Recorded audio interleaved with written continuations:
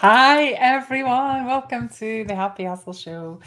It is a Thursday, and today I want to talk to you about Snoopy. So I'll give you a minute to jump on. Hi, replay people. Snoopy was a massive part of my life when I was growing up. Do you know, you've just got some things that remind you of the carefree nature of your childhood? Well, Snoopy is totally one of those for me. I remember that there was a Snoopy cartoon. Hi, Alicia. There was a Snoopy cartoon that used to be in one of the national newspapers when I was growing up. I can't remember which one it was. And when I was at primary school, hi Sheila. When I was at primary school, somebody in my year cut out the Snoopy cartoon. And like when you were at school back in the day, they made you cover your books with like wallpaper or like sticky back plastic if you were really posh and you had that.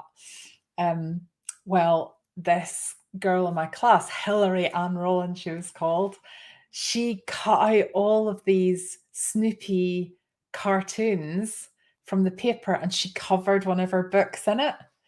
I just thought she was the coolest thing ever. So it was like, I don't know if you have bought, I don't think you could have bought Snoopy wrapping paper or anything like that. Maybe you could, but I wasn't aware of it.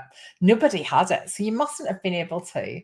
So she cut out all of these cartoons. I don't know if it's still in one of the newspapers. I can't remember which one it was, but she cut them all out and then she colored them in. So they were like black and white in the paper, but she colored them in and then arranged them kind of in a pattern. Must have put them on a backing piece of paper and then used it to cover her books. I just remember thinking, like, that is the smartest thing I have ever seen. So we didn't, I don't think my mom and dad got the same paper. It was really disappointing. I just remember that being that being such a significant part. of Hilary Ann probably doesn't even remember doing that, but that's such a vivid memory of primary school for me. Anyway, then I remember getting a Snoopy toy for Christmas. So I had Snoopy and I had Woodstock, but Woodstock had a bit of a wobbly neck. Not sure how well he was stuffed. I didn't know how to fix it. So I had Snoopy and I had to keep propping Woodstock's head up on Snoopy. Anyway, I used to read all the Snoopy books, and there was like Snoopy programs within movies, or I don't know if there was a series or if it was just movies, but I used to watch Snoopy on TV. And I don't know, I just loved it. I absolutely loved, and the stories were just there. I don't remember there being any moral to the Snoopy stories. Like, I don't remember it being something where I went, oh goodness, like that's something that I'm going to learn from. However, last Christmas, look at this. My husband, I think it was, it's my husband or my son's, bought me this book called Be More Snoopy, Find Your Happy Dance. And have a look on the back. Keep the blues away with the power of positivity. And basically, throughout this book, the question is, what would Snoopy do? And it's just brilliant. Like, it's just built, first of all, it's beautifully illustrated. Like, there's lots of pictures of Snoopy. But there's actually some really, really great advice. So, look, so first page, find your happy, right? Let me just read you this. Joy is a personal experience. Everybody has their own sources. Schroeder finds joy mainly in mastering Beethoven on a toy piano, whereas Snoopy simply seems to find it anywhere, even juggling on a unicycle. Picture. Treasure the sources of joy you do have, but never stop looking for new ones. Look and see. You might find you're happy in surprising places. How amazing is Snoopy? Now, I don't know if that was the kind of underlying message of Snoopy, or whether the producers of Snoopy, because this is not an unofficial book, this is an officially licensed book, have just kind of taken it and adapted it to meet with the message of joy that people are looking for today. But This is just like such an inspiring book. I know it sounds silly, but the one that I want to read you. So I'm going to read you this page, which is Spread the Word. There's loads and loads of pages, but this one really resonated with me. So thinking about your side hustle and thinking about, so if you are in my world, your side hustle will be bringing you joy because, as you know, my philosophy is, what is the point in adding in something that's going to be stressful to your life when you already have loads of that? There's already plenty of that going on in your day job and all the other stuff that you've got in life. But when you find something that you would love to spend your days doing and you monetize that and you add it into your life, that's where it becomes a happy side hustle as opposed to just a business or a normal side hustle. So you know that it's all about joy, right? I want to tell you what Snoopy says about this. So spread the word. Think you find the key to making the world a better place. By sharing your source of joy, you can become an inspiration to others. While they may never get on board with your life philosophy or sit down with you and wait for the great pumpkin to arrive, do you remember all those Halloween Snoopies about the great pumpkin? They will nevertheless feel the passion in your heart. Maybe, just maybe, that will inspire them to seek out their own source of joy and set them on a path towards their own life goal. By spreading the word, you let others know that joy is possible. I find that really moving when I read it, and I think it's because I have been kind of embracing and consciously seeking joy for a long time now. And I am really aware of the difference that it's made to my life. I'm really aware of the impact that I've had kind of on my family and my friends. And, like you're just showing that it's possible to find joy in your life. And not everybody has that what's the word? Not everybody has somebody around them that feels that can teach them that. There's a lot of people that live in kind of family and friendship groups where there's a bit of learned helplessness. And this isn't like, it's no one's fault and it's no one's choice really. But often people are brought up in a situation where life feels a bit external. It feels like life happens to you. It feels like you don't have a massive amount of control over how happy or otherwise your life is.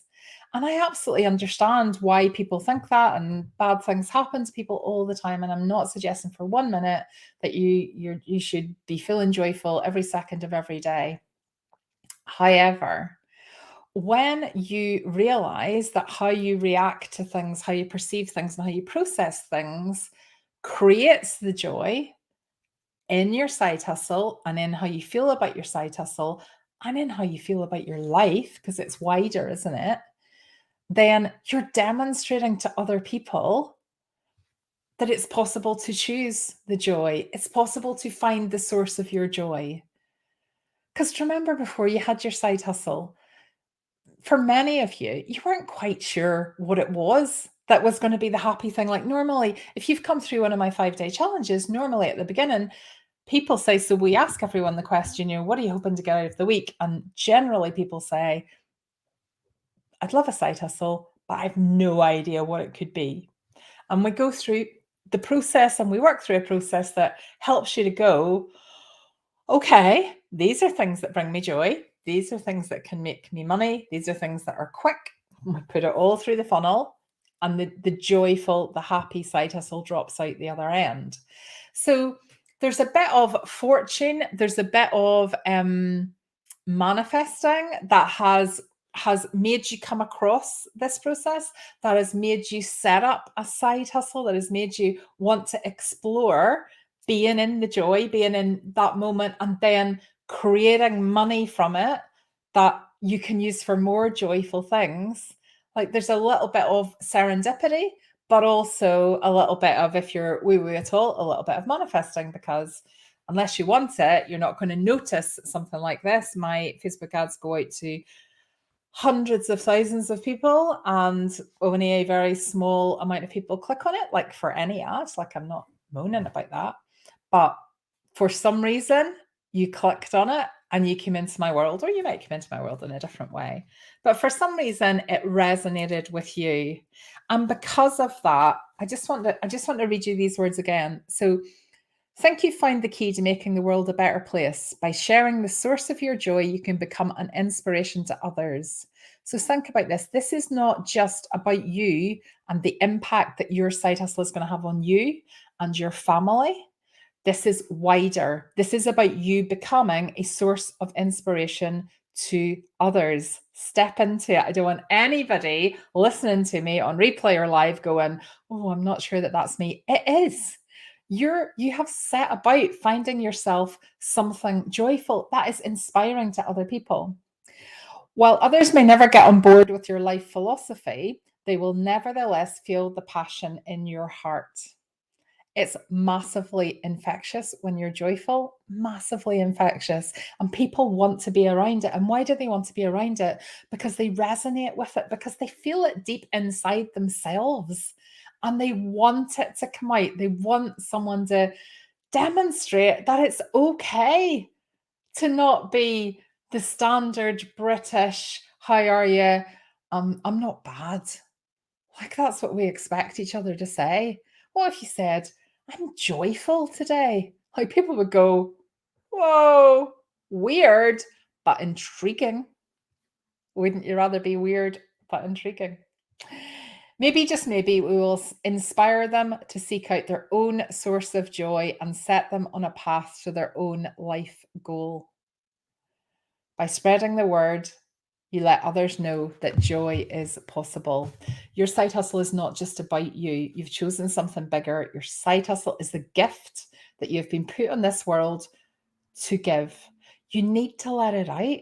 You need to inspire other people. You need to show people the path to joy, because ultimately we all want to feel joyful in this world. It's a constant daily choice, but it's something that we can show other people how to do. My kids, even though they're sullen 17 and 18-year-old boys, still talk regularly about joy. And they talk about joy because I've been talking about it. I've been role modeling it since they were born. And now that's a part of them. And it's probably my proudest thing that I've ever done in life, is to show my kids that they can choose to have a joyful life. And it's your responsibility to have a ripple on the world. Don't hold yourself back. Whatever you're procrastinating right now around your side hustle, think about the wider impact that you could have if you just pushed through and did the things you know you need to do to meet the goals that you've set for yourself. Remember that vision that you thought about right at the beginning? You need to achieve that. You need to show people how you can achieve that. I was going to say easy. It's not always easy to achieve it, but it's possible to achieve it. And the only way you're not going to do that is to step back, from your power. You need to unleash the joy to society. Okay. Sheila, I doubt you could buy Snoopy because it was an American thing. My books were covered in 70s Being Fine and Orange Flowers. Yeah, you definitely buy Snoopy books. And I did have a toy, but I was a bit older when I got the toy, I think. I actually have. Oh, look. Hold on. Look at that. My kids bought me that a couple of years ago. It sits on my computer. It's a little plastic Snoopy. But I love it. Look how much he loves Woodstock as well. I love it. Yes, I love Snoopy as well. Okay, go and unleash your joy. Stop being small. Stop holding yourself back from unleashing the gift that is there to create joy in the world, to ripple joy out to other people. It is your job to inspire those around you. Step into it, step up. Okay. Have a wonderful weekend, everybody, and I will see you next week. Bye.